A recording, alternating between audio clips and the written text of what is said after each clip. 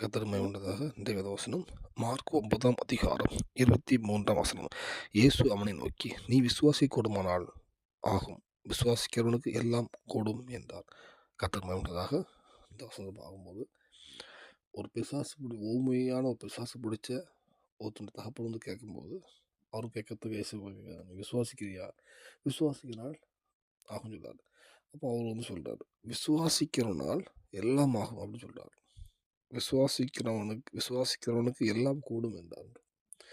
உண்மையா நம்ம வந்து கர்த்தரை விசுவாசிக்கும் போது சில காரியங்கள் பெற முடியும். இந்த வேலையில் நம்ம அநேக ஜெபிச்சுட்டு இருப்போம். ஆனால் நம்மகிட்ட விசுவாசம் இருக்கா அப்படின்னு நம்ம நிதானிச்சு பார்ப்போம். அந்த விசுவாசம் இல்லை பெருக கர்த்தர்கிட்ட கேட்போம். ஏன்னா நம்ம கர்த்தரோட வார்த்தையை கேட்குறோம். நம்ம கர்த்தரை பார்க்கல. ஆனால் விசுவாசிக்கிறோம். என் தேவன் எனக்காக மரித்தார், உயிர்த்தெழுந்தார், அவரால் ஆகும். ஒரு வியாதிக்காக ஜெபிச்சுட்டு இருப்பீங்க. இந்த வியாதியை சுகப்படுத்த கர்த்தரால் ஆகும்னு விசுவாசிக்கணும். ஆகும். அந்த விசுவாசம் வரும்போது தான் நம்ம கர்த்தரை கேட்குறோம். கேட்கும்போது அதை விசுவாசிக்கிறோம். அந்த விசுவாசத்தின்னு வரும்போது தான் அதோட அற்புதம் பெறும். இப்போ நம்ம வந்து பைபிளை பார்த்தீங்கன்னா, இயேசு எப்படிலாம் அற்புதம் அநேகம் கேட்டிருப்பாரு. நீ விசுவாசிக்கன்னு கேட்டிருப்பாரு. நான் என்ன ஆகும்னு விசுவாசிக்கிறியாப்பா? அப்போ செஞ்சிருப்பாரு. இந்த வேலையில் நம்ம அநேக ஆண்டுகள் ஜெபிச்சுட்டு இருக்கலாம். ஆனால் நம்மளோட விசுவாசம் இருக்குதா அப்படின்னு நம்ம நிதானிச்சு பார்ப்போம். விசுவாசம் இல்லைன்னா அந்த விசுவாசம் இல்லை பெருகுது கற்றுட்டு கேட்போம்.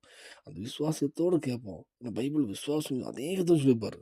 விசுவாசிங்க கடுகள் விசுவாசத்தை மலையை பற்றி போன இருக்கும் சொல்லுவார். விசுவாசிக்கிறியான்னு கேட்பாரு.